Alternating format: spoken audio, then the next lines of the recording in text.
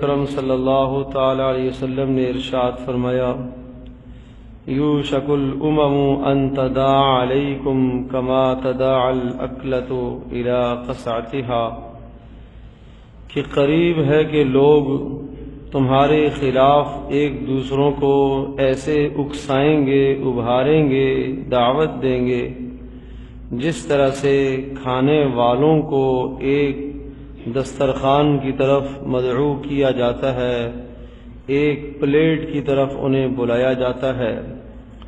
فقال قائل، کہنے والے نے کہا، اے اللہ کے رسول، کیا ہم اس دن تھوڑے ہوں گے؟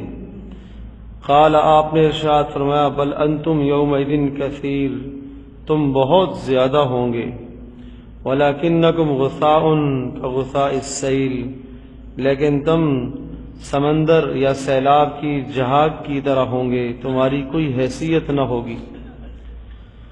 کیوں ایسا ہوگا؟ اس لیے ارشاد فرمایا، وَلَيَنزَعَنَّ اللَّهُ مِن صُدُورِ عَدُوِّكُمْ الْمَهَابَةَ مِنْكُمْ، اللہ تبارک تعالی تمہارے دشمنوں کے دلوں سے تمہارا رعب نکال دے گا۔ وَلَيَقْذِفَنَّ فِي قُلُوبِكُمْ الْوَهْنَ، اور اللہ تبارک تعالیٰ تمہارے دلوں میں وہن کو پیدا کر دے گا۔ کہنے والے نے کہا، اللہ کے رسول، وہن کیا ہے؟ تو رسول پاک صلی اللہ علیہ وسلم نے ارشاد فرمایا، حب الدنیا و کراہیت الموت، دنیا کی محبت اور موت سے نفرت۔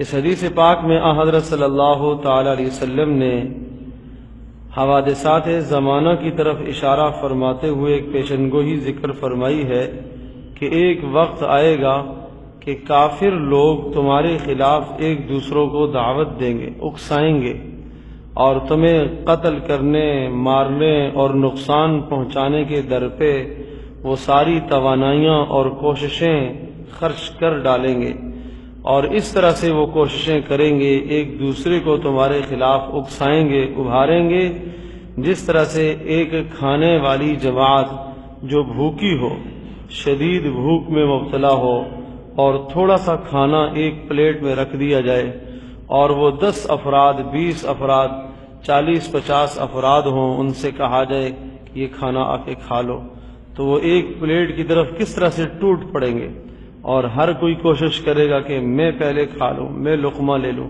میں یہاں سے اچک لوں۔ تو اس طرح سے ارشاد فرمایا کہ یہ کافر، یہ نافرمان اور یہ اللہ کے دشمن، یہ تمہارے خلاف اس طرح سے ٹوٹ پڑیں گے، اور سب کے سب متحد ہو کر تمہارے خلاف جمع ہو جائیں گے، اور تمہیں جانی مالی ہر قسم کا نقصان پہنچانے کی کوشش کریں گے۔ تو صحابہ کو تعجب ہوا، پوچھنے والے نے پوچھا، اللہ کے رسول، کیا ہم تھوڑے ہوں گے یہ جو ہمارے خلاف یہ لوگ جمع ہوں گے؟ ہماری تعداد کم ہوگی؟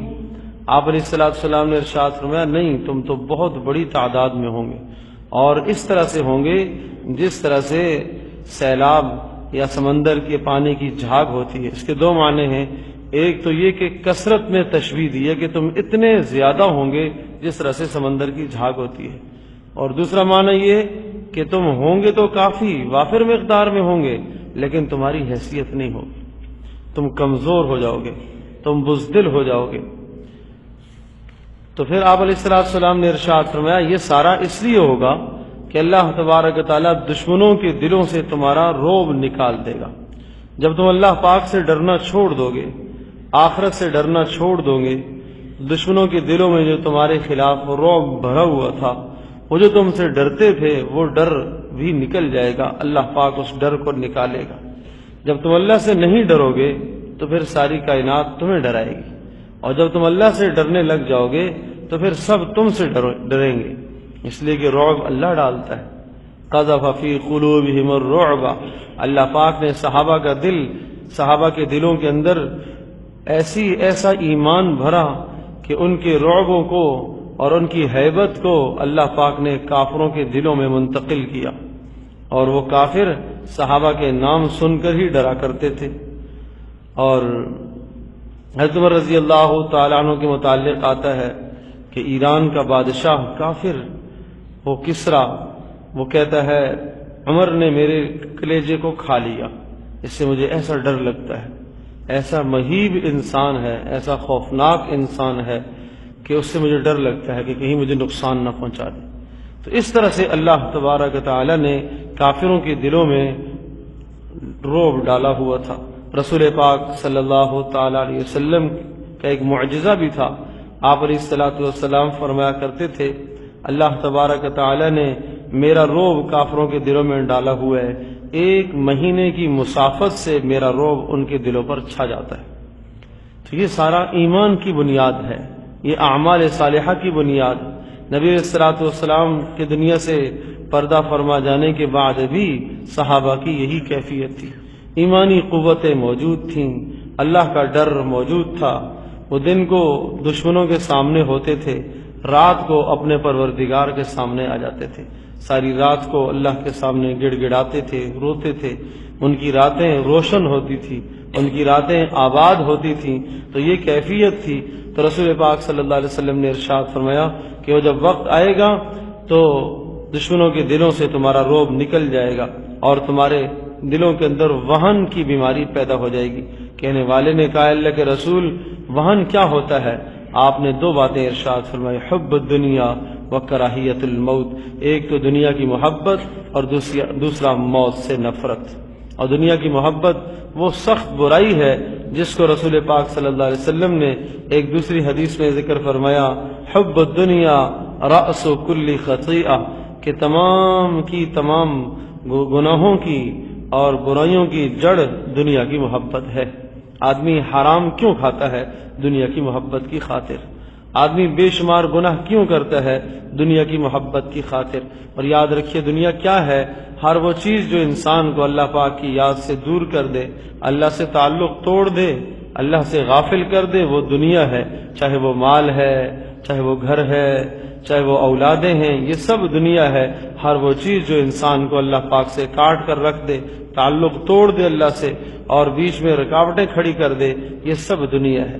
ان دنیا کی چیزوں سے بے پناہ محبت، بے انتہا محبت انسان کو ہلاک کر ڈالتی ہے کہ انسان انہی کے تفاخر میں لگ جائے، فخر کرنے میں لگ جائے کہ میری فلاں چیز فلاں سے اچھی ہو جائے، میری فلاں چیز فلاں سے بہتر ہو جائے۔ یہ دنیا کی محبت ہے۔ آپ نے ارشاد فرمایا، ایک تو دنیا کی محبت کی وجہ سے ایسا ہوگا، دوسرا وکراہیت الموت، موت سے نفرت دلوں میں پیدا ہو جائے گی۔ کوئی مرنا نہیں چاہے گا، کوئی مرنا نہیں چاہے گا۔ اور موت کی نفرت کیوں ہے؟ کیوں نہیں مرنا چاہیں گے؟ اس لیے کہ اعمال کا ذخیرہ ہے ہی نہیں آخرت میں۔ جس کے اعمال آخرت میں ہوں گے تو اس کو آخرت کی طرف رغبت پیدا ہوگی۔ جہاں انسان کا مال جاتا ہے وہاں انسان کا دل لگا کرتا ہے۔ آخرت میں اگر مال ہو، یعنی اعمال کا ذخیرہ موجود ہو، تو آخرت میں جانے کو جی چاہتا ہو۔ آپ علیہ السلام نے ارشاد فرمایا، موت تو مومن کے لیے ایک تحفہ ہے، یہ مومن کے لیے تحفہ ہے، اس لیے کہ یہ حبیب کو حبیب سے ملاتی ہے۔ یعنی کیا معنی؟